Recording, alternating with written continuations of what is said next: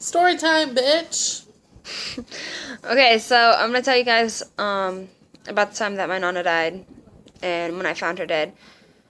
So it was December 6th of 2009, and um, my nana's boyfriend brought her keys down to my house, and he told my dad that she was really sick and that she had been up for days throwing up blue stuff. But we hadn't heard from my nana for days before that. So when I woke up, I was like, I thought my nana was there because I seen her keys, so I was really excited to see her. But my dad was like, no, she's not here, she's at home, you need to go check on her. So I went next door and woke my cousins up and told them that our nana was sick, we need to go check on her. So my cousin Raquel got up, and then we woke my little cousin Ricky up. So me and Raquel were talking, and we were like, we have a really bad feeling that something bad's going to happen today. And, like, somebody was going to die. So, like, we were really worried because Nana was sick. So we started to walk down to my Nana's house. And when we walked down there, I just walked in because I had the key. So I unlocked the door. And we went in there and we were talking to her. And she really didn't want us there. She was being short with us. And then she just kept falling back asleep. So while we were there, she kept telling us that we needed to go home and that she didn't want us there. She didn't feel good. So me and my cousin Raquel were like, no, we really don't want to. We want to help you because we know you don't feel good. Well, my nana was like, no, I don't want you guys to have to see me like this. This isn't good for Ricky to see because Ricky was only 4. So me and Raquel, we thought about it, and we were like, we're going to head home, but we're going to come back and check on you. So we went to leave, and I locked the front door, and when we started walking down the road, and when we got right past her house next to her neighbor's house, it sounded like we heard a really loud thump. We didn't know which house it came from, so we just kept walking. Well, we got back to my house, and I went next door back to my cousin's house and woke up my Aunt Brandy, her daughter, and told her that her mom wasn't feeling good and that she needed to get up and go check on her because me and Raquel and Ricky already did. So she got up and she did her hair and her makeup and she got dressed. Well, after she did all that, it was 3 hours had went by. So she got ready, so then we all walked down there again. And we knocked on the door, and she didn't answer the door, so I unlocked the door, and I walked in. And we went into her bedroom, and she wasn't there. And it was the blankets were thrown on the ground. But when we went in, the bathroom door was shut, cracked, so you really couldn't see inside of the bathroom. And, so we walked back out because she wasn't in her bedroom.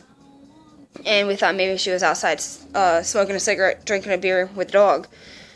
And when we went out there, she wasn't sitting at the table. And the little girl, Jamiria, she had came to my nana's house, and she was like, no, I haven't seen her. She wasn't in the neighborhood.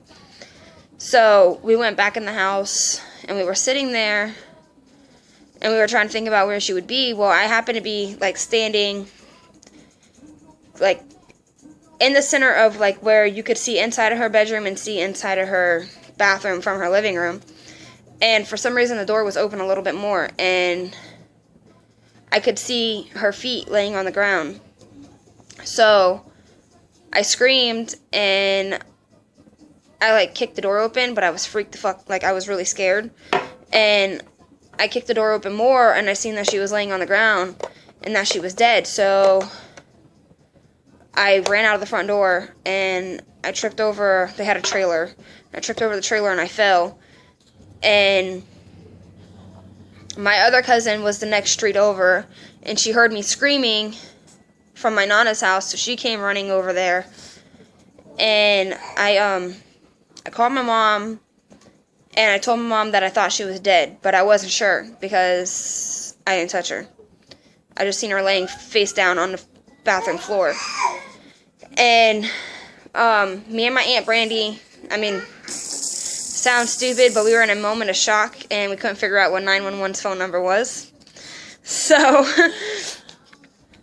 We were trying to figure out what their number was. Then we figured it out, obviousobviously, because it was 911.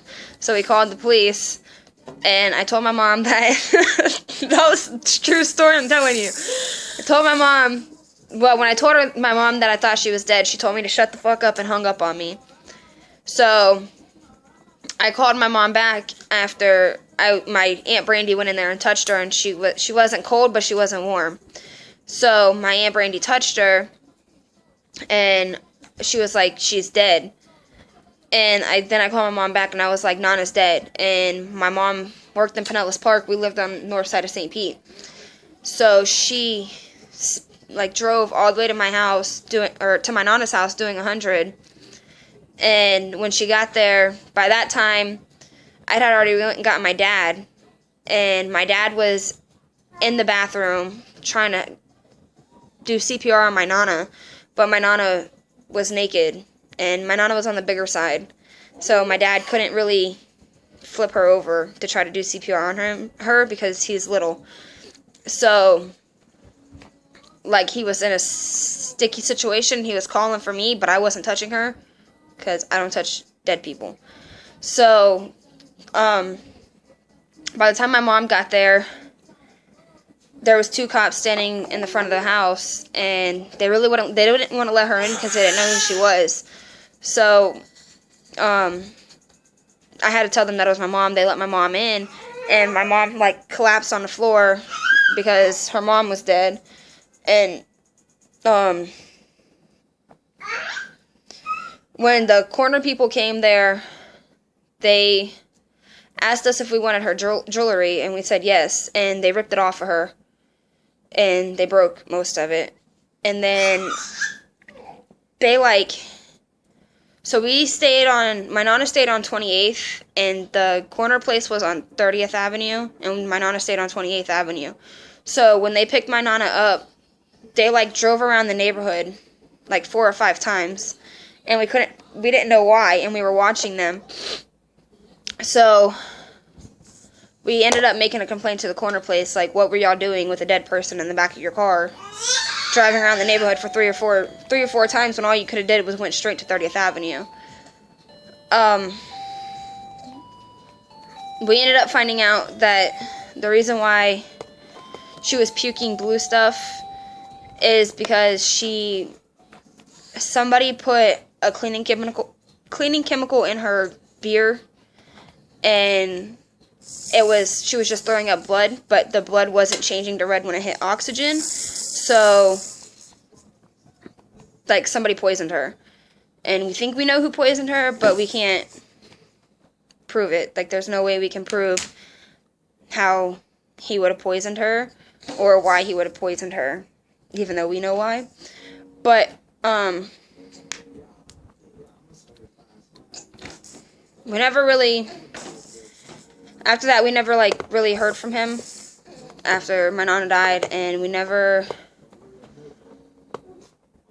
like, really discussed with anybody else what happened with her. We just left it at, they said it was natural causes, but the person told us that because she was throwing up blue stuff and there's chemicals in her system, that somebody put a cleaning chemical inside of her drink.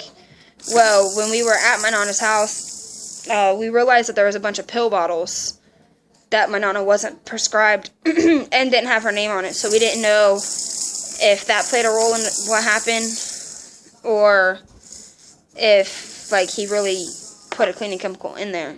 But, I mean, that's really all.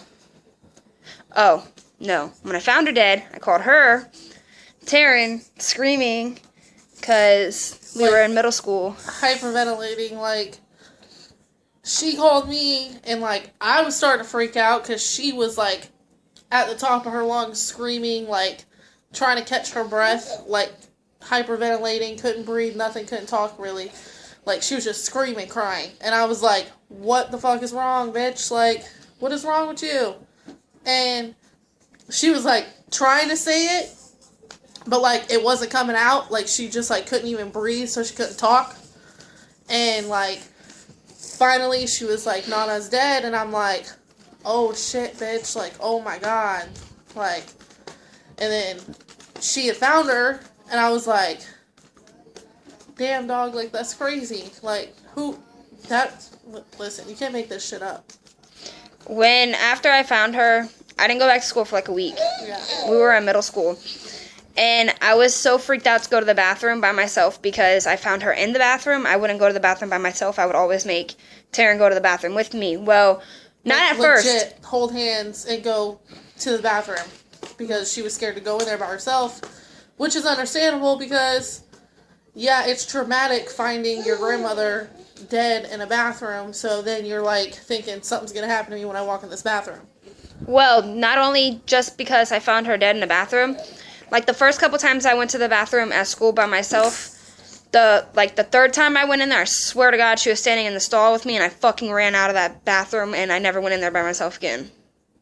Like, still sometimes when I go to the bathroom, I get freaked out from it, because I don't remember how old I was, but it was in 2009, and I'm 21 now. Whoa, I'm 22. It's your birthday! So, I don't remember how old I was, but it bothered me, but... Oh, well, that's the end of my story time.